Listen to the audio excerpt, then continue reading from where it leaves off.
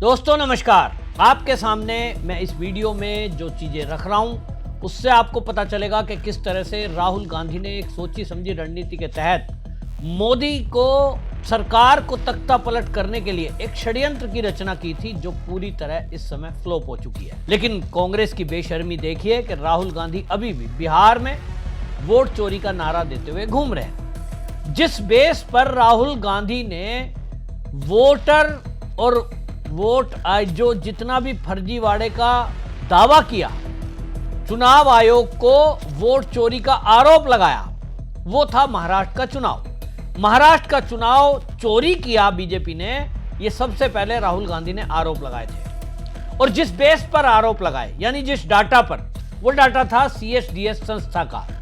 ये सीएसडीएस संस्था, उसके को डायरेक्टर हैं संजय कुमार। और ये संजय कुमार, इन्होंने फर्जीवाड़ा करते हुए ये बताया कि महाराष्ट्र की 2 सीट का उदाहरण लिया, एक रामटेक, एक देवलाली, और इन्होंने कहा कि दोनों सीटों पर 36% और 38% तक विधानसभा और लोकसभा चुनाव के बीच, जो कि ड्यूरेशन थोड़ा सा था, उसके दौरान ये वोट काट दिए गए। राहुल गांधी ने दावा किया कि ये जो वोट काटे गए ये कांग्रेस के वोटर थे और इनको इन्होंने काट दिया, ये है वोट चोरी। जिस बेस पर राहुल गांधी हल्ला कर रहे थे और पूरे देश में चुनाव आयोग को वोट चोर कह रहे थे, वो संजय कुमार ने माफी मांगते हुए पोस्ट की और उन्होंने कहा कि भाई मेरे से गलती हो गई, मैंने गलत लाइन को पढ़ लिया, हमने एक्सेल सीट को कंपेयर किया था, उसमें लाइन आगे ऊपर नीचे हो गई। ये बहाना लोगों को हजम नहीं हुआ, क्योंकि एक ऐसी संस्था जो सरकार से बाकायदा पैसे पा रहा है, सरकार का डिपार्टमेंट है भारतीय सामाजिक विज्ञान अनुसंधान परिषद, ICSSR। यह अनुसंधान परिषद बहुत सारे अपने सर्वे के काम इसी संस्था को देता है, CSDS को। और पिछले 5 साल के अंदर लगभग 1.5 करोड़ रुपया इसको पेमेंट हुआ है। 5 साल नहीं बल्कि वो तो 1 ही साल का है। 5 साल में कितना है वो तो पता चलेगा। पता लग रहा है 100 ज्यादा उसको पैसे पेमेंट किए गए हैं अनुसंधान के लिए। अब ऐसी संस्था ने कारण बताओ नोटिस जारी किया है CSDS को कि आपने यदि एक डाटा गलत फीड किया और उसके कारण पूरे देश का माहौल खराब हुआ, चुनाव आयोग पर आपने आरोप लगा दिए बगैर कुछ जांच करे। क्योंकि आप देखिए, कोई भी व्यक्ति है यदि डाटा एनालिसिस कोई करता है और डाटा एनालिसिस करने वाला ये पाता कि जब विधानसभा चुनाव महाराष्ट्र में हुए थे, पहले लोकसभा चुनाव हुए थे, दोनों के बीच में अचानक से 38% वोटर कैसे कम हो गए, ये तो चौंकाने वाली बात है। 1%, 2%, 5%, 10% तक भी चलेगा।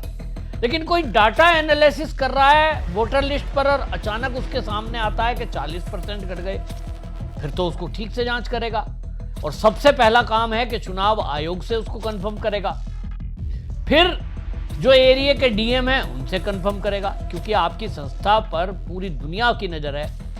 भारत सरकार का भारतीय सामाजिक विज्ञान अनुसंधान परिषद आपके ऊपर भरोसा करता है और दुनिया के कई टीवी चैनलों पर आप डिबेट में जाते हैं तो पत्रकार आपके ऊपर भरोसा करते हैं कि आप जो बात कह रहे हैं, आप जो डेटा दे रहे हैं वो सही होगा।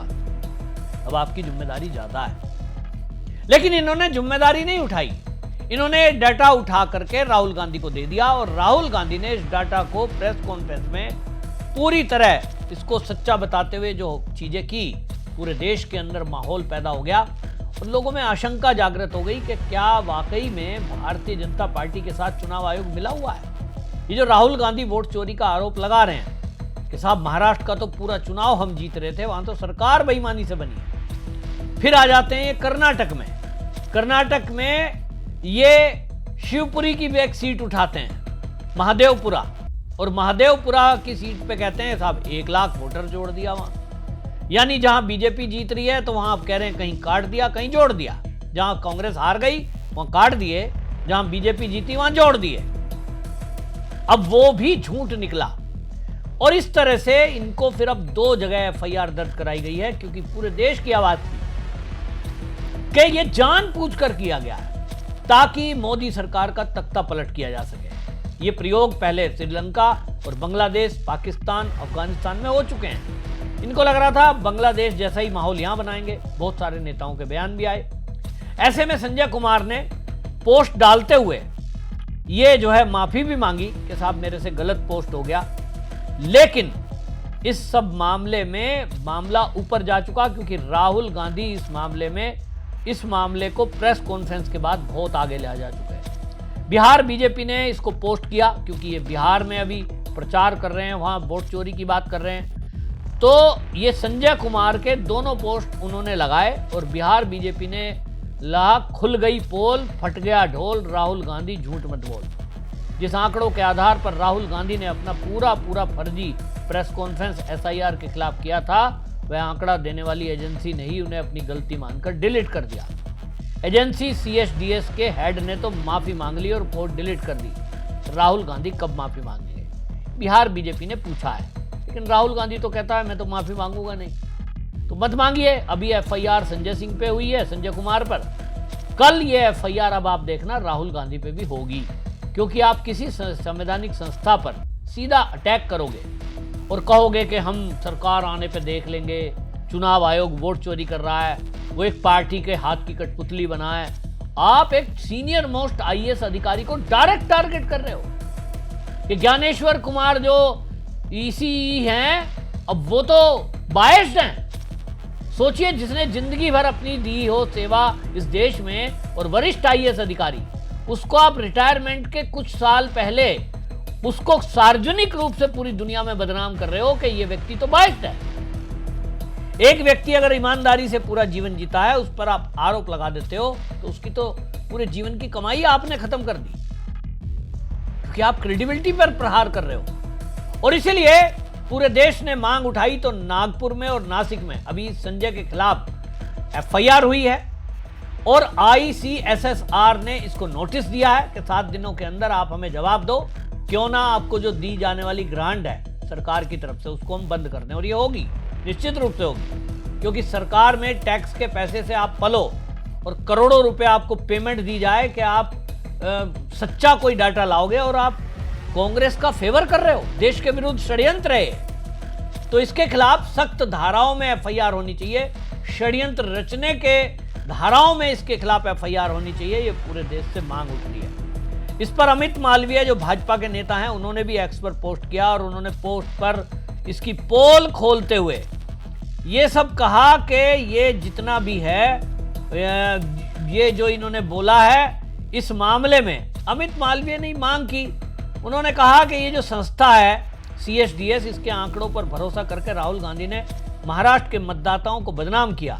अब खुद मान चुका है कि उसके आंकड़े गलत थे, न सिर्फ महाराष्ट्र बल्कि एसआईआर पर भी।